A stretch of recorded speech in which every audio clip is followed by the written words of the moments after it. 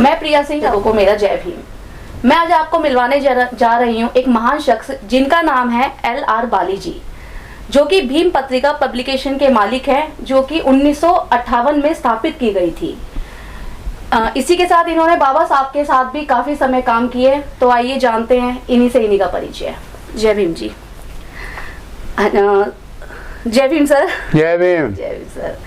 Sir, अभी जो वर्तमान में सरकार है, सरकारी संपत्तियों का निजीकरण व मुद्रीकरण कर रही है, इस मुद्दे को लेकर आपका क्या कहना है? देखिए, ऐसा है, जब कॉन्स्टिट्यूएंट असेंबली में ये प्रश्न आया कि संविधान कैसे बनाना है, यानी एम्स एंड ऑब्जेक्ट्स, कैसा संविधान होना चाहिए, तो बाबा साहब अम्बेडकर का भाषण है, जो वॉल्यूम छपी है, कॉन्स्टिट्यूएंट असेंबली की जो डिबेट छपी है उसमें है ये। बाबा साहब ने कहा कि कोई सरकार जो लोगों का भला करना चाहती है, अगर वो सोशलिस्टिक प्रिंसिपल नहीं अपनाती, समाजवादी सिद्धांतों को नहीं अपनाती, तो वो लोगों का भला नहीं कर सकती। तो कहाँ समाजवाद और कहाँ निजीकरण, दो टकराने वाली बातें हैं, दो टकराने वाले सिद्धांत हैं। आज जो किया जा रहा है वो देश के लिए घातक है। मुझे बड़े अफसोस से कहना पड़ता है, जिस देश के पास अपना हवाई जहाज़ नहीं, वो कैसी सरकार है, वो कैसा देश है। यानी जो अपना एयरलाइन थी एयर इंडिया, उसको भी बेच दिया, उसको भी दे दिया दूसरों को। तो निजीकरण की पॉलिसी जो है बिल्कुल ख़तरनाक है, ये घातक है, ये जनता के विरोध में है। यानी अगर निजीकरण करना है तो चंद एक बेचना नहीं, निजीकरण और सरकार की जो पब्लिक सेक्टर है, सरकार पब्लिक सेक्टर और निजीकरण का आपस में टकराव होना चाहिए। कौन आगे जाता है, कौन लोगों का भला करता है। यहाँ तो निजीकरण को तो बढ़ावा दे रहे हैं, लेकिन जो सरकारीकरण है उसका बेड़ा गर्क कर दिया है। ये नहायत ही खतरनाक पॉलिसी है, इसको बदला जाना चाहिए और इसके खिलाफ ज़ोरदार आवाज़ उठनी चाहिए।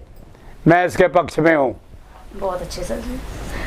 सर, बाबा साहब ने भारत को बौद्ध बनाने के लिए काफ़ी काम किया, उसी परिपाटी को आपने आगे बढ़ाने का काम किया, लेकिन आज भारत को हिंदू राष्ट्र बनाने की तैयारी चल रही है, ऐसा क्यों? ऐसा इसलिए है कि देखिए, अगर बड़े ढंग से हिंदू राष्ट्र बना रहे हैं, संविधान को स्टेप बाय स्टेप ख़त्म कर रहे हैं, और जो शिक्षा है, एजुकेशन है, उसमें तमाम अंधविश्वास, तमाम देवी देवता की पूजा ये लोगों को सिखा रहे हैं, सिखाना चाहिए कह रहे हैं। तो बात ये है कि जब हमारे देश के लोग प्रधानमंत्री, राष्ट्रपति, उपराष्ट्रपति जाते हैं विदेशों में, तो कहते हैं हम बहुत देश से आए हैं, हम बहुत देश से आए हैं। बाहर जाके तो ये कहते हैं, लेकिन देश के अंदर जो बुद्धिस्ट मूवमेंट है उसको अपने अपने ढंग से उसको कर्टेल कर रहे हैं, उसको दबा रहे हैं। मिसाल के तौर पर अभी जो धर्म परिवर्तन करेगा उसके लिए 3, 4, 5 कानून आ गए, और एक कानून में तो उत्तर प्रदेश में ये है कि धर्म परिवर्तन का मतलब है देशद्रोह। ये कहाँ का राज है, कहाँ की हुकूमत है ये? हमारा संविधान हर किसी को अपना धर्म मानने की आज़ादी देता है। मुझे याद है जब इस अनुच्छेद पे बहस हो रही थी तो प्रोपेगेट करना, प्रचार करना, इस पे बहुत ले दे हुई, बहुत झगड़ा हुआ। बाबा साहब ने सबकी बात सुन के कहा कि प्रचार करने का भी राइट होना चाहिए। तो प्रचार करने का राइट है, अधिकार है, लेकिन उस अधिकार को भी खत्म करते जा रहे हैं। देखो, पहले ईसाइयों के खिलाफ चर्च जाले गए, उनको सभा नहीं करने देते थे। फिर जब अमेरिका ने दबका तब बंद हुए। दलितों के भी तो अत्याचार कर ही रहे हैं। यानी वो नहीं चाहते कि देश तर्कशील बने। बौद्ध बनने का मतलब क्या है? बौद्ध बनने का मतलब 3 चीजें हैं जो बाबा साहब कहते हैं, बार बार कहते हैं। पहली है इंडिपेंडेंस, दूसरी है इक्वलिटी और तीसरी है ब्रदरहुड। 3 चीजें बाबा साहब कहते हैं। पहली इंडिपेंडेंस, आप स्वतंत्र होने चाहिए, आप तर्कशील होने चाहिए, आप तर्कशील होना चाहिए, आपका दिल दिमाग भी वैसा ही होना चाहिए, ये कहते हैं। एक जगह वो कहते हैं कि एक आदमी जेल में बैठा है लेकिन उसका दिल दिमाग आज़ाद है, वो आज़ाद है।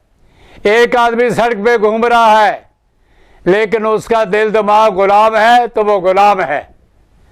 इसको बाबा साहब कहते हैं इंडिपेंडेंस, स्वतंत्रता। दूसरी इक्वलिटी, समता, बराबरी। तीसरा फ्रैटर्निटी, फ्रैटर्निटी अंग्रेजी में कहते हैं भाईचारा। भाईचारा ये बुद्धिज्म की बुनियाद है। बाबा साहब कहते हैं यही लोगों को चाहिए, यही देश को चाहिए, यही दुनिया को चाहिए। तो इसलिए बुद्धिज्म जो है, बुद्ध धर्म जो है, देश को आगे ले जाने का रास्ता है, उसको रोका जा रहा है, उसमें रुकावटें डाली जा रही हैं। जो उनकी बहुगिनती है पार्लियामेंट के अंदर, उसका दुरुपयोग हो रहा है। दुरुपयोग करके लोगों को दबाने का, कुचलने का काम हो रहा है। किसी दुनिया के देश में, मैं दुनिया घूमा हूँ, किसी दुनिया के देश में ऐसा अत्याचार नहीं हुआ कि किसानों को मंत्री की कार से, मंत्री की निजी नहीं, मंत्री की कार से किसानों को कुचल दो। ये हमारे देश में हुआ है ऐसा अत्याचार। ये अत्याचार हर तरफ हो रहा है। ये बुद्ध धर्म को फैलाने के खिलाफ भी हो रहा है। इसलिए मूवमेंट जितनी बढ़नी चाहिए उतनी बढ़ नहीं रही। उसका एक कारण ये है, एक कारण ये भी है कि जो पॉलिटिकल लीडर है, पॉलिटिकल लीडर, उनके सामने एक ही बात है कि वोट लो, इलेक्शन जीतो, असेंबली में पहुंचो, पार्लियामेंट में पहुंचो और नगर पालिका में पहुंचो, सब पहुंचो। देश गर्क होता है तो होने दो, समाज डूबता है तो होने दो। आज कोई लहर नहीं है, कोई ऐसी लहर नहीं है जो समाज को बदल दे। किसी जमाने में आर्य समाज था। आर्य समाज कहता था मूर्ति पूजा करना मूर्खता है, आर्य समाज ये कहता था। और जो उन्होंने बहुत एजुकेशन का, शिक्षा का बहुत प्रसार किया उन्होंने। आज ऐसी कोई मूवमेंट नहीं है जो हिंदू समाज को सुधारे। हिंदू समाज वहम के अंदर, अंधविश्वास के अंदर, देवी देवता की पूजा के अंदर गर्क हो रहा है। ये यहाँ तक के जो आरएसएस के प्रमुख हैं, मोहन भागवत जी, उन्होंने कहा कि अपने बच्चों को पूजा करना सिखाओ, पूजा करना। यहाँ आ गया देश।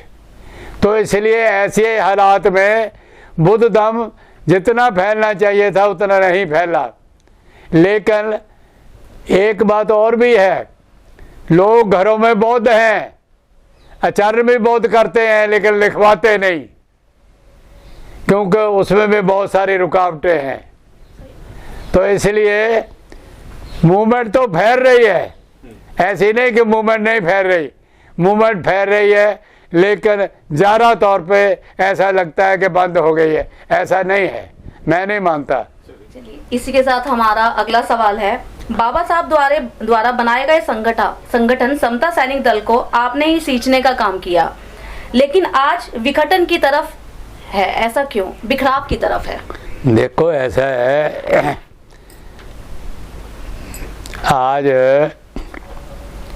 कोई राजनीतिक दल लो, कोई समाज लो, उसमें कितनी फूट फाट है। मैं नहीं मानता कि भाई समता सैनिक दल फूट की तरफ जा रहा है। देखो मैं आपको 2-3 मसाले देता हूँ। जिस समता सैनिक दल में मैं काम करता हूँ, समता सैनिक दल में हमारा 40 साल से ज़्यादा अरसे से नागपुर में दफ्तर है।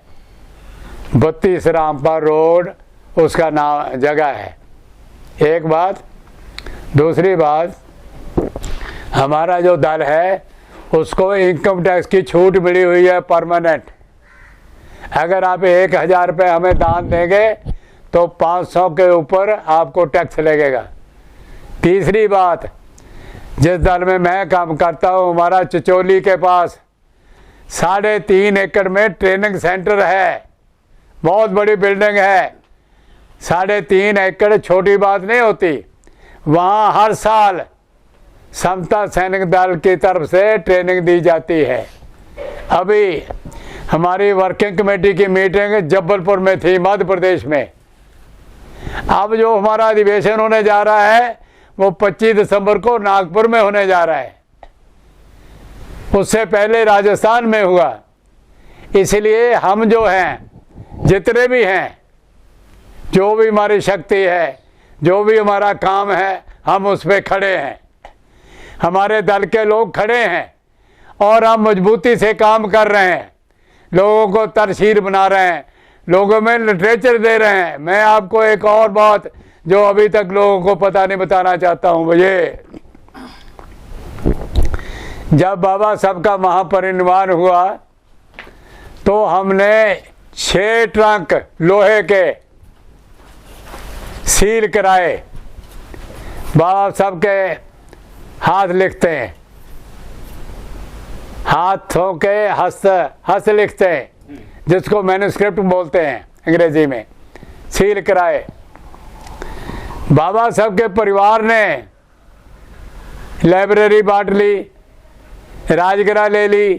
दिल्ली में एक बाबा साहब का मकान था छोटा सा, वो लोगों को नहीं पता, फतेहपुर बेरी में, वो भी बांट लिया। लेकिन जो बाबा साहब का मैन्युस्क्रिप्ट है उसको क्या करना है, उसके बारे में किसी ने नहीं सोचा। हमने समता सैनिक दल ने नागपुर में असेंबली के सामने प्रदर्शन किया। वहाँ असेंबली लगती है नागपुर में, 1 बार 2 बार हमने वहाँ बड़ा प्रदर्शन किया। मुख्यमंत्री को मिले कि देखो ये सारा जो बाबा साहब का मैन्युस्क्रिप्ट है ये गल रहा है। जो बम्बई हाई कोर्ट है उसके अंदर एक एडमिनिस्ट्रेटिव जनरल है, वो सारे ट्रंक उसको ट्रांसफ़र हो गए। उसने गवर्नमेंट को लिखा कि ये कागज़ सड़ रहे हैं, मैं केमिकल से इनको ठीक कर रहा हूँ, इसको जो करना करो। फिर हमने रिट डाली। JB बंसोड़ उनका नाम है, बाबा Saheb Ambedkar writing and speeches में पहली वॉल्यूम में बंसोड़ का नाम है। उसकी तरफ से रिट डाली। जब रिट नागपुर में काम जो होने लगी, सालवे हमारे वकील थे, तो माई साहब के वकील ने कहा ये मामला तो बम्बई का है, यहाँ नहीं डिसाइड हो सकता। बम्बई ले गए। बम्बई हमने कहा भाई ये ऐसे काम मानने वाला नहीं है। तो समता सैनिक दल ने एक ग्रुप कैंप किया 15 लोगों का, मैं उसको लीड करने वाला। हम बम्बई गए, हमने एक एक झुग्गी को पहुंचने की कोशिश की। सुबह निकलते थे, खाना साथ लेके जाते थे या झुग्गी में खाते थे। तो हमने कहा भाई ये जो असली बाबा साहब का हमारे लिए विरसा है वो तो ख़त्म हो रहा है, तो इसको संभालना चाहिए। तो फिर हमने वहाँ पे प्रेस कॉन्फ्रेंस की। मैंने प्रेस कॉन्फ्रेंस को लीड किया कि अगर सरकार एक हफ्ते के अंदर इनको छापने की जिम्मेदारी नहीं लेती तो हम पूरे देश में आंदोलन करेंगे। दूसरे दिन सरकार का बयान आता है कि सरकार इनको छापेगी। इस तरह से doctor Baba Saheb Ambedkar writing and speeches जो छपा वो समता सैनिक दल के आंदोलन के कारण छपा। आज उसकी 22 वॉल्यूम आ गई हैं।